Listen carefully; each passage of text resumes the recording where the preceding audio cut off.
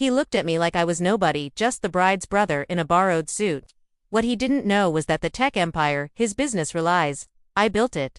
Quietly, relentlessly, while raising the only family I had left. And today, at this wedding, when I'm handed the mic, everything about the way he sees me will change. My name is Lucian Trent, and on the day everything changed, I wasn't ready, not even close. It started with a phone call. One of those calls that splits time in two, before and after. I was 22, deep in finals week at university, running on caffeine, 2 hours of sleep, and a microwave burrito.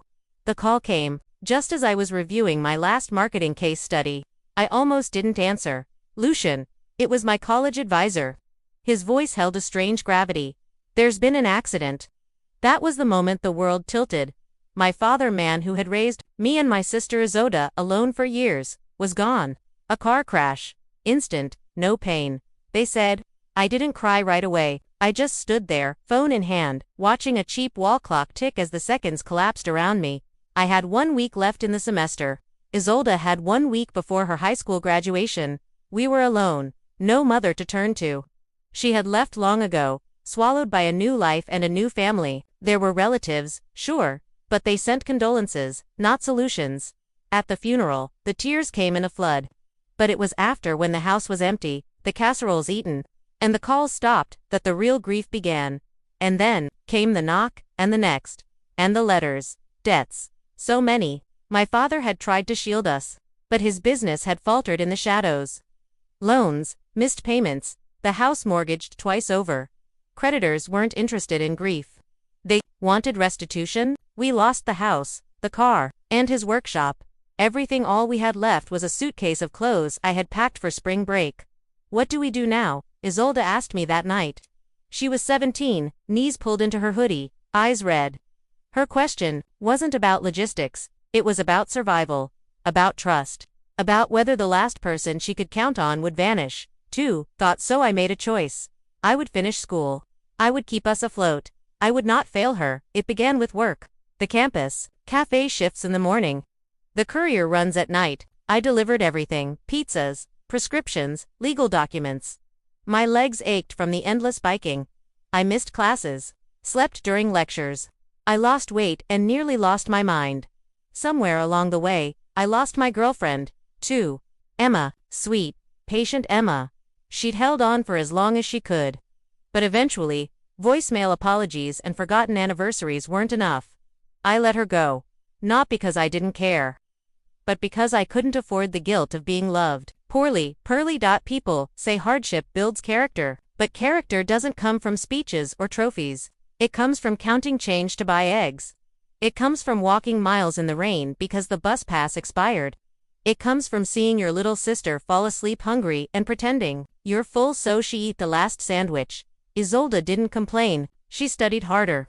She took a part-time job shelving books at the library.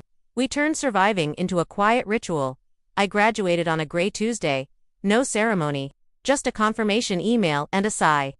I had a job offer, back-end operations at a mid-sized firm. Safe, dull, stable. I took it. We moved into a 1-bedroom apartment. Isolde got the room. I took the couch. It was uncomfortable, but she slept through the night, so it was worth it. We lived simply: canned beans, bulk rice, frozen vegetables. I learned how to make miracles with ramen and spices. But I never stopped dreaming. Late at night, after work and chores, I studied marketing funnels, automation systems, and SaaS platforms. The things no one taught in school. I was sharpening a blade I wasn't sure I'd ever get to use. Then came the message from Felix Marin, a classmate, a dreamer. He remembered a conversation we'd once had about inefficiencies in business operations. He was building something, a tool to automate back-end systems. He needed help. It's unstable, he warned. No pay for now. But if it works, I said yes. My life is split into two. By day, I wore slacks and answered to middle managers. By night, I was a co-founder. Coffee shops became offices. Spare server space became a lifeline.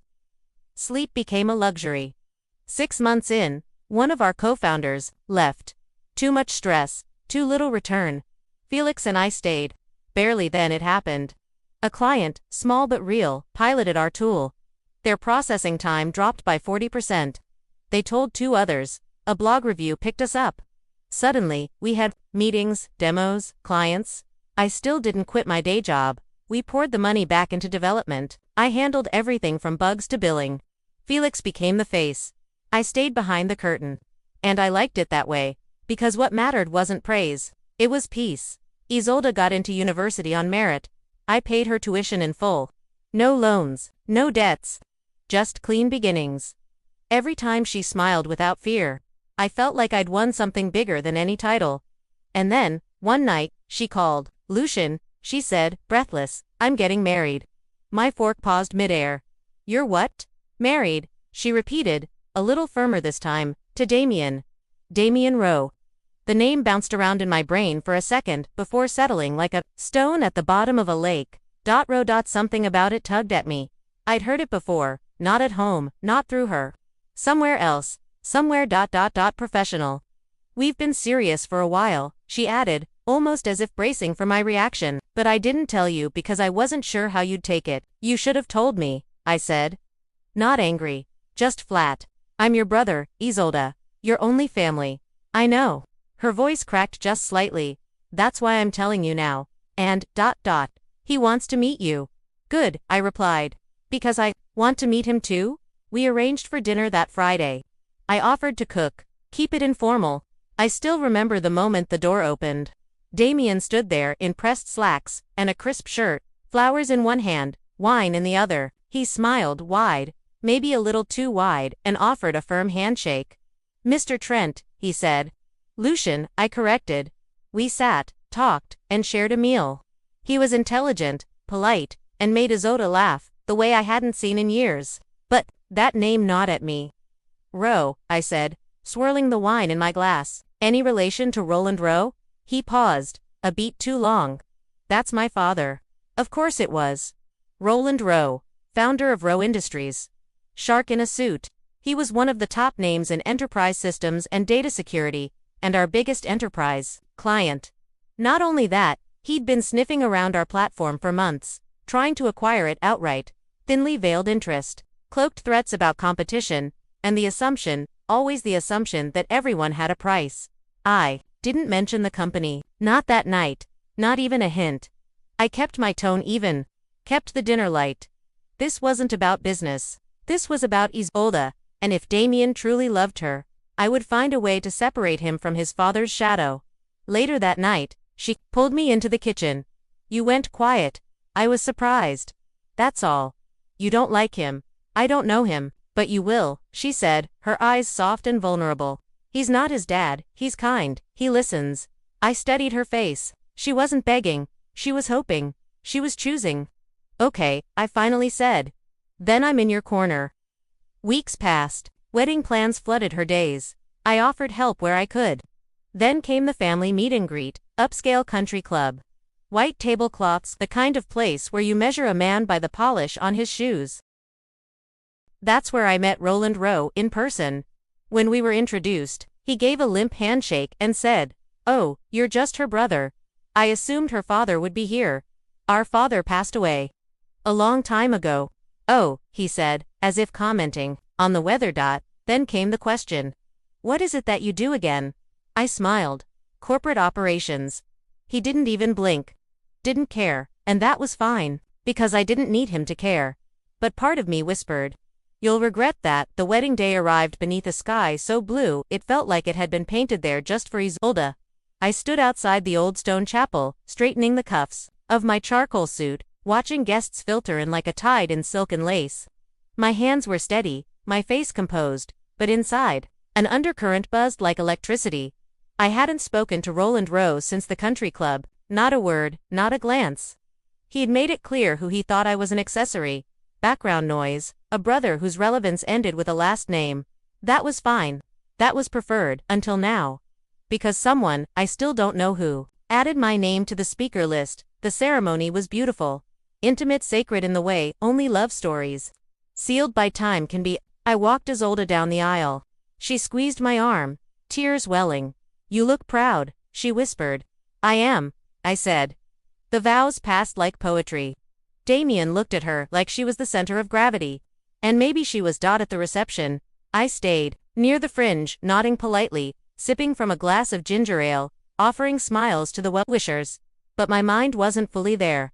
I was watching. Not just the couple, but Roland. He walked the floor like he owned the ground beneath it, shaking hands, chuckling with investors. He passed me once without so much as eye contact. Deliberate, sharp. Felix was there too. He found me near the hors d'oeuvres and raised an eyebrow. You okay? Getting through it. You know he still doesn't know, right?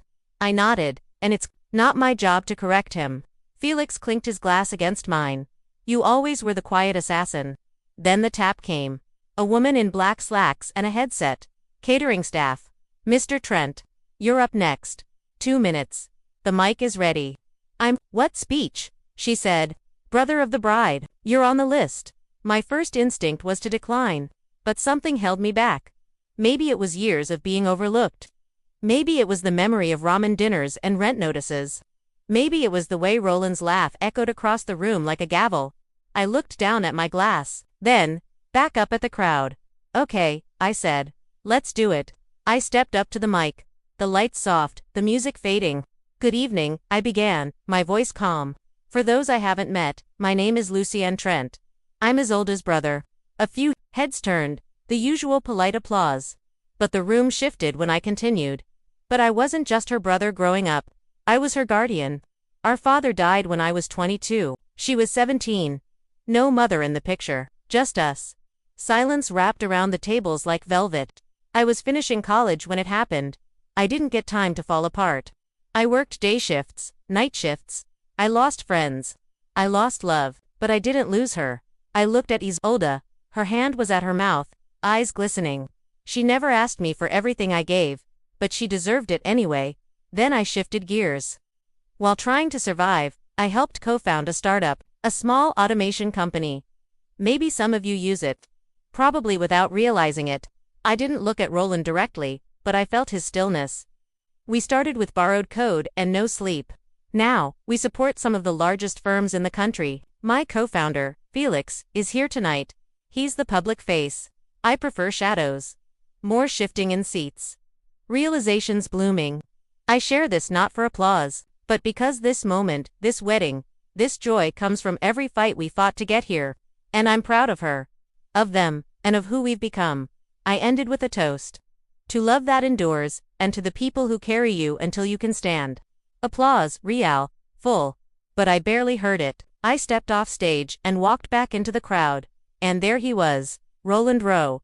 He intercepted me with the precision of a general. Lucian, wasn't it? That was quite a speech. I shook his hand. Firm, flat. Thank you. His eyes flickered. You, Koft? Yes, the same company that your team has tried to acquire for 6 months. His lips parted. Not in surprise, in recalculation. I had no idea. That was intentional, I said. He blinked. Why not say something earlier? I met his gaze without flinching. Because I wanted you to see me for who I was when you thought I was no one. For the first time that night, Roland Rowe had nothing to say. The days that followed the wedding felt strangely still, like the moment after a deep breath before the exhale. Isolde and Damien left for their honeymoon, a quiet cabin in the Pacific Northwest, and I returned to my life early morning emails. Investor calls, performance reviews, all wrapped in the rhythm of quiet discipline I'd built over the years. But something had shifted. Roland Rowe had seen me, not fully, not deeply, but enough to know he'd underestimated me, and that was enough to rattle his foundation. Men like Roland weren't used to misjudging the game board. They played with perfect clarity or not at all. A week later, a new email pinged into my inbox. Subject: opportunity. From Roland Rowe. Lucian, I'd like to continue our conversation this time. Formally, lunch. No pitches, just a talk. Roland. I stared at the message for a long while. Felix would have laughed. I didn't forward it. I didn't reply, not right away. It wasn't pride, it was precision. Eventually I said yes. We met at a quiet, high-windowed restaurant overlooking the city. The kind with white tablecloths and quiet jazz in the background. He was already seated when I arrived. Posture perfect, tie immaculate. He stood, extended a hand. Lucian, Roland. We sat. I owe you an apology, he said without delay. At the club, and again at the wedding. I misread you. You didn't misread me, I replied. You didn't read me at all. He gave a small nod, acknowledging the truth. I've reviewed your platform thoroughly now. It's elegant, more scalable than I expected. The licensing model alone is smarter than anything my team proposed. Thank you. He studied me for a moment. You could name your price, cash out, walk away young, start another. I leaned back. You didn't ask me why we started it. Okay, he said. Why did you? Because I was tired of survival. I wanted to build something that outlasted crisis. He sat with that. You think I only see numbers? No. I think you only respect power once it introduces itself. There was no malice in my tone. Just clarity. He didn't argue. I see Damien in you, he said after a pause. Focused, clear, different from me. That's why he'll be a better father than you were. It came out sharper than I intended, but I didn't walk it back. To his credit, Roland didn't flinch. You're right, he said. And I hope he is. We sat in quiet for a while after that. Eventually, I stood. We'll keep working with Row Industries as clients. If that changes, it won't be personal. He nodded. Understood. I walked out of that restaurant lighter. Not triumphant, just complete. Years pass. The company grows. Felix eventually moves on to a new venture in renewable logistics. We stay friends. I hire a team. Train a successor. Transition into advisory. I never chase fame.